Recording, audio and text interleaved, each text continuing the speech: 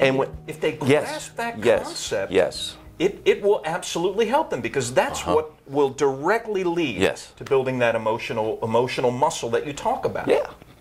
So, you know, what it boils down to is that any human being, you don't have to be an addict alcoholic, when you challenge yourself and you overcome yourself, that feels better than anything. Surrender doesn't make you feel good. Willingness doesn't make you feel good. But to achieve an accomplishment in your own life that you've challenged yourself to, that is the epitome of all positive feeling. To do something you set out for yourself that you were resistant to do, and you overcame that resistance, you strengthened that resistance muscle to get the job done, and you look back with great satisfaction. You know, on the side, Mark, it's kind of sad, because people work for months and even years, and they'll achieve so much in their life. Everyone say, they're doing so good, they got so much back, they're doing wonderful, but they don't feel it. Because they're waiting for some kind of an undefined emotional reward for the efforts they put forth, and when they don't get it, they feel everything they've done was useless and worthless. This is what I've sketched out in my book. This is what I address. This is how I show people to find their, what I call their 11 essential powers, and to teach them the arts of how to implement that. So we turn resistance into resolution. We make the thing that was always considered the liability the greatest asset. And I said you were peaking, Mark, because of this.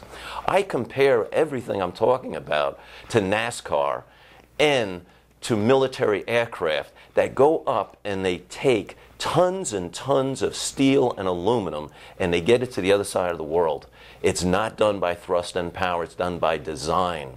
And NASCAR keeps their cars on the track at 200 miles an hour, not because of determination, but because of design.